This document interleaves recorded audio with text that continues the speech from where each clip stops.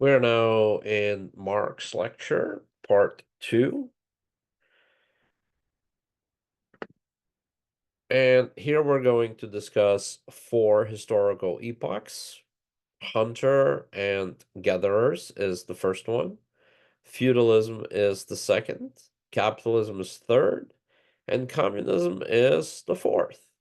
And we're also going to pick up on the topic we left off, with which we left off during the previous lecture, that topic being property relations. But for now, let's zero in on the 4 historical epochs by means of which Marx is going to develop his thesis. The first epoch is hunter and gatherers, second epoch is feudalism, third epoch capitalism, and fourth epoch is communism. Let us proceed to illustrate all of this, which we discussed in Lecture 1, by roughly dividing history into 4 periods as Marx himself would. Hunting and gathering,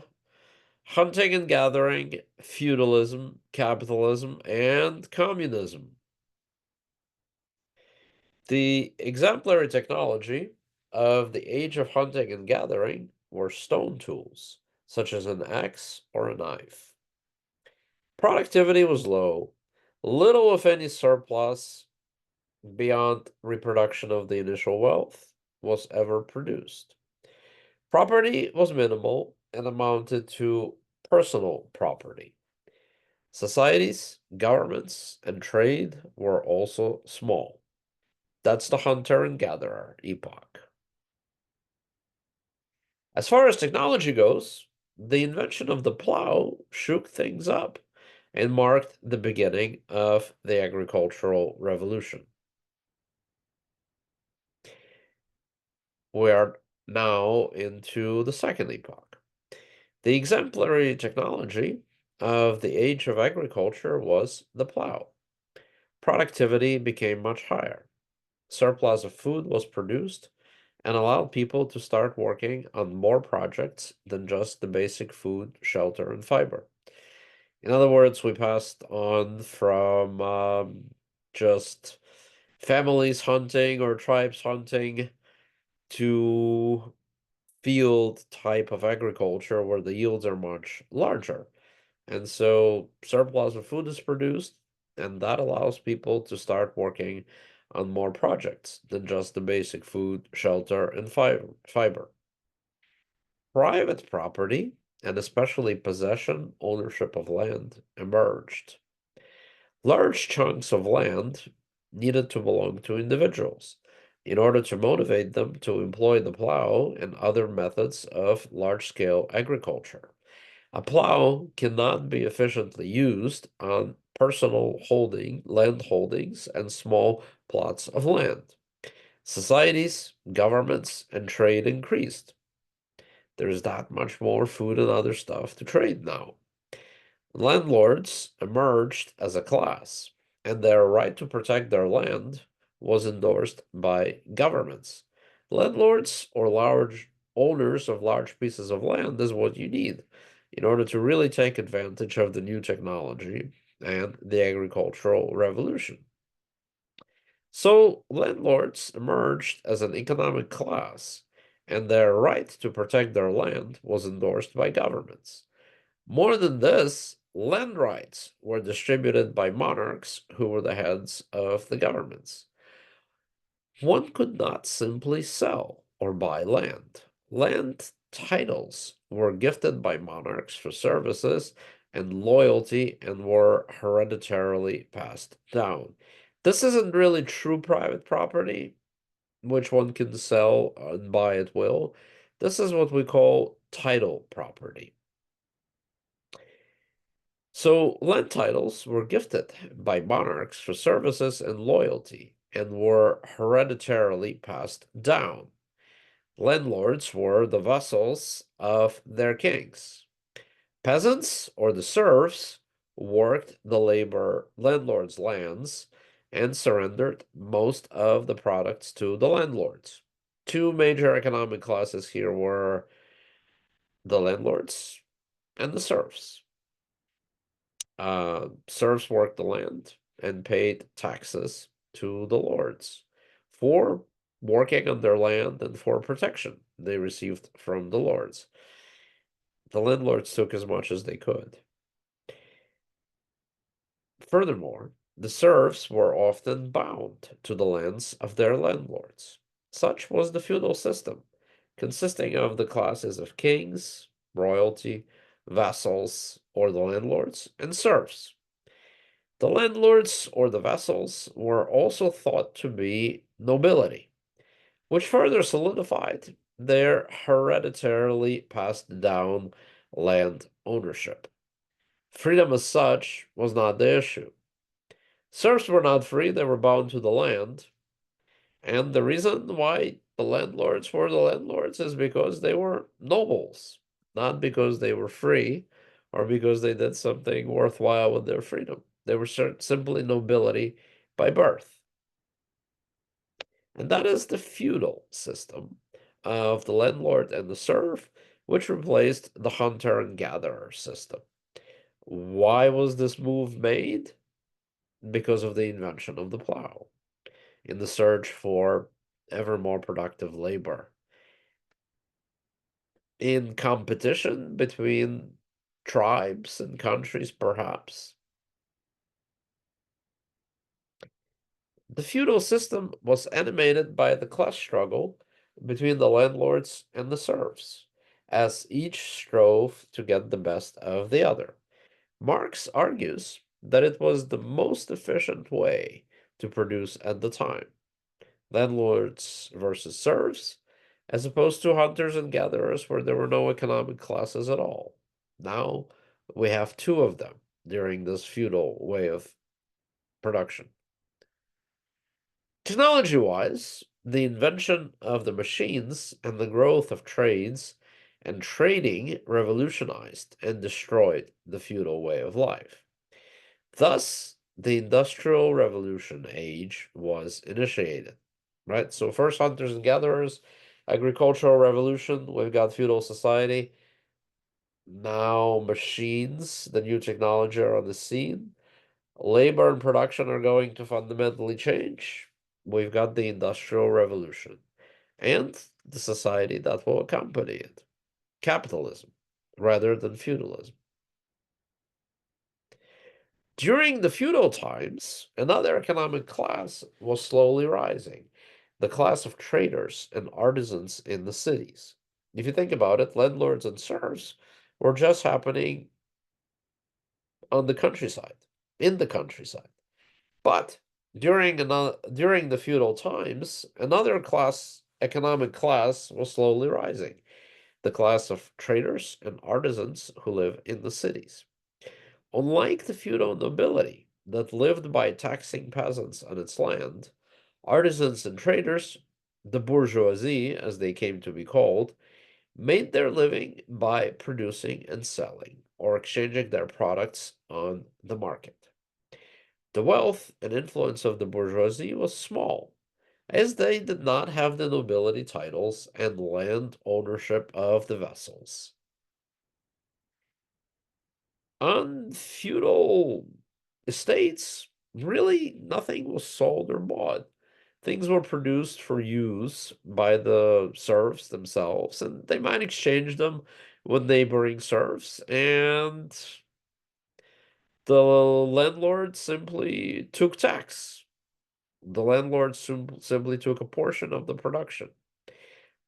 There wasn't really anything like exchange on the market happening, and there was really no need for money.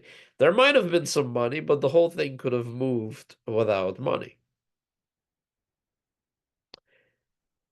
So land ownership was the big deal, and serfs that lived on the lands of the landowners was the big deal. But now there's a third economic class, and their essence is precisely tied to money. These are the folks that are producing and buying for and on the markets. One more time. During the feudal times, another economic class was slowly rising, the class of traders and artisans in cities. Unlike the feudal nobility that lived by taxing peasants on its land, artisans and traders, the bourgeoisie, as they came to be called, made their living by producing and selling, or exchanging their products on markets. The wealth and influence of the bourgeoisie was small, as they did not have the nobility titles and land ownership of the vassals or the landlords. By the way, they're called bourgeoisie because the German term for town is Burg. All right. The government heads in these feudal times made laws that favored vassals loyal to them and nobility in general. But slowly but surely, the bourgeoisie were gaining power as trade and markets expanded domestically, internationally, and due to colonization of other countries. Technology was progressing. Manufacture, rather than agriculture, became a larger and larger source of income and power. The event that marks the end of feudalism and transition to capitalism is the French Revolution.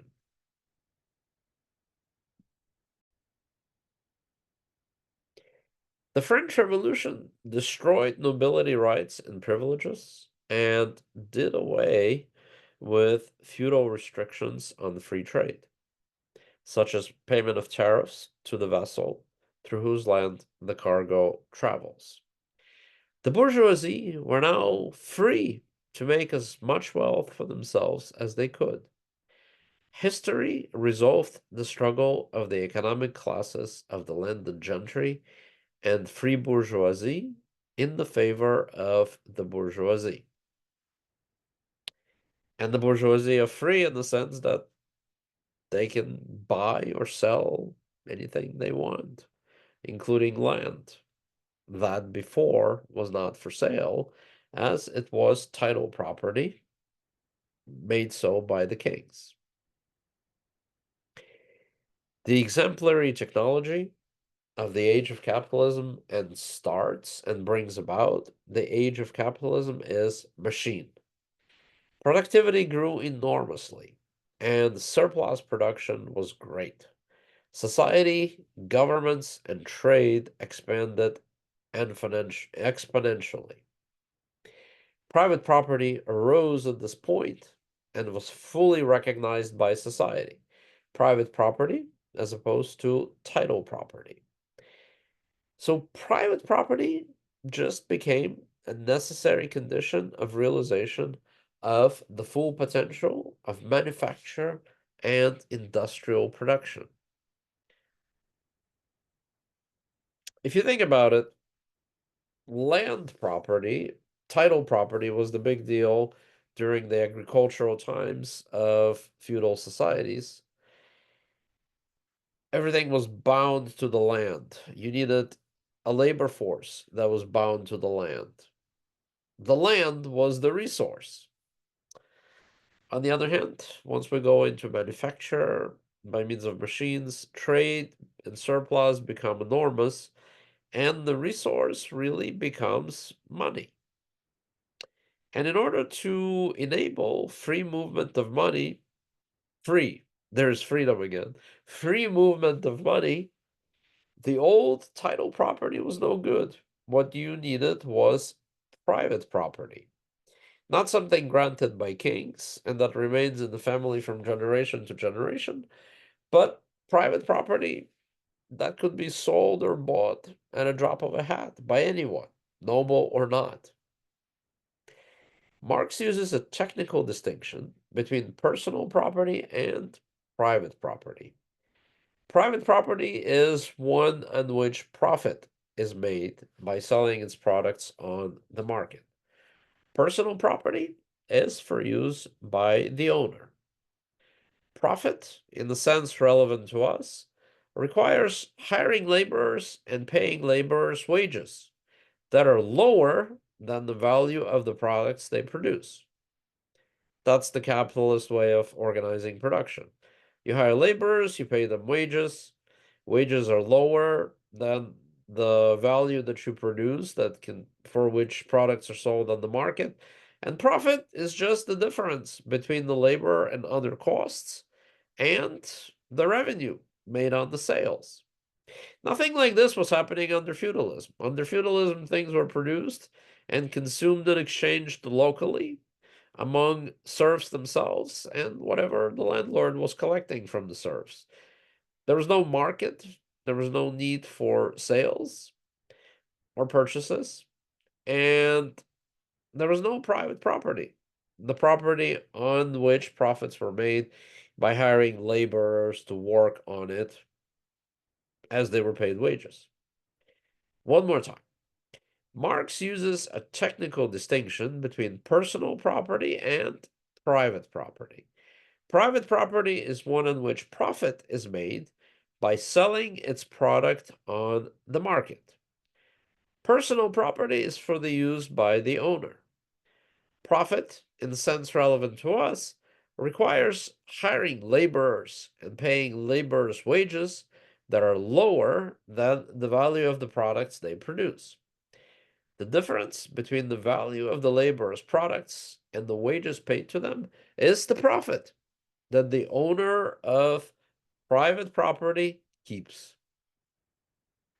A plant on which industrial production takes place is a good example of private property.